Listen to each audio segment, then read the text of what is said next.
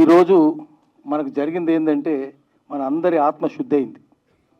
గుజరాతీ పద్యం, శరీరాన్ని శుద్ధి చేసుకోవడానికి నీళ్లు ఉన్నాయి, పిండి ఉంది, కానీ ఆత్మను శుద్ధి చేసుకోవడానికి నీళ్ళు లేవు, పిండి లేవు. ఆత్మను శుద్ధి చేసుకోవడానికి మహనీయుల జ్ఞాపకాలు ఉన్నాయి. వాళ్ళు గుర్తు చేసుకుంటే కారే కన్నీళ్ళు ఆత్మను శుద్ధి చేస్తాయి. ఈ సినిమా చూస్తే అందరి ఆత్మ శుద్ధి అవుతుంది. బూత్ సినిమాలు, తెలుగు సినిమా అంతా బూతే కదా, ఆ సినిమాలు చూస్తే ఆత్మ అంతా నాశనం అవుతుంది. ఎందుకంటే ఆ సినిమాలు తీసేవాళ్ళు సోల్లెస్ వండర్స్, ఆత్మ లేని వాళ్ళు. మనము ఆత్మ ఉన్న సినిమాలు తీయాలి, ఆత్మీయమైన సినిమాలు తీయాలి. నాకు ఒకటి, తెలంగాణకు పూలేకున్న సంబంధం. ఆయన 1848లో పూణేలో పీడేవాడలో మొట్టమొదటి పాఠశాల పెట్టినాడు. అదే సమయంలో లండన్లో జర్మన్ రచయిత ఫిలాసఫర్ కార్ల్ మార్క్స్ ఆయన మేనిఫెస్టో రాసినాడు, శ్రమజీవుల ప్రణాళికా పత్రం రాసినాడు. సరిగ్గా 100 ఏళ్లకు 1948లో తెలంగాణ విలీనం జరిగింది. విమోచన అంటలేను నేను, విలీనం జరిగింది 100 ఏళ్లకు. ఇప్పుడు మనం చేయవలసింది ఏంటంటే ఆ సినిమాని తీసుకొని పోవాలి, ఊరు తీసుకుపోవాలి. ఇక్కడ నుంచి మీరు దేశభక్తి సినిమాలు తీయండి, సామాజిక సంస్కరణలు తీసుకొచ్చే సినిమాలు తీయండి. వాళ్ళలా కాదు, మనం సమాజాన్ని ఉద్ధరించే సినిమాలు తీసుకొని రావాలి. మాకు చాలా గొప్ప అనిపించింది. మంత్రి ఇక్కడ వాళ్ళ బ్రదర్ ఉన్నాడు, ఆయన జర్నలిస్ట్, మాతో పాటు మంత్రి కూడా సహకరిస్తున్నారు. ఇంతకుముందు ఏం జరిగిందంటే మేము స్వయంగా నిజామాబాద్లో జ్యోతిరావు పూలే విగ్రహం, సావిత్రిబాయి పూలే విగ్రహం పెట్టినాం. వాడు ఒకడు ఎమ్మెల్యే, వాని పేరు గణేష్, బీగాల గణేష్ గుప్తా. ఆ విగ్రహాలను తీసుకెళ్ళి చెత్తకుండలో పడేసిండు. వాడు చెత్తకుండిలో మేము పెద్ద పోరాటం చేసినాం. వాడు కలెక్టర్, వాడు జోకర్ ఉండే, జోకరో బ్రోకరో కలెక్టర్. వాడు పడేస్తే మేము పెద్ద పోరాటం చేసినాం, కానీ ఏం జరగలేదు అప్పుడు ప్రభుత్వం. ఎందుకంటే వాళ్ళు ఎవడు ఎమ్మెల్యేలు ఆడలు, ఇప్పుడు ఎటువంటి వాళ్ళో తెలుసు కదా మనకు. ఇప్పుడు సినిమానే తీస్తున్నారు ఏకంగా, వాడిని మూతి పగలగొట్టేట్టు తీయాలి.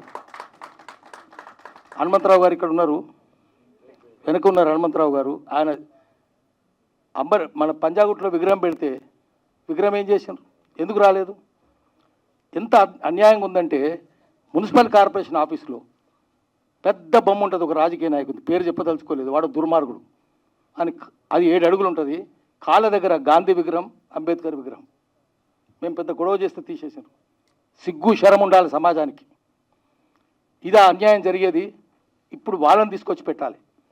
ఎవరైతే జైల్లో పెట్టాలనో వాళ్ళని విగ్రహాలు పెడుతున్నారు, ఎవరి అయితే రాజ్భవన్ ఉండాలనో వాళ్ళను జైల్లో పెడుతున్నారు.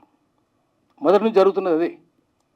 ఇప్పుడు మనము ఈరోజు మనం చేయాల్సిన పని ఏంటంటే ఊరూర విగ్రహాలు పెడదాం, ఇటువంటి సినిమాలు తీద్దాం.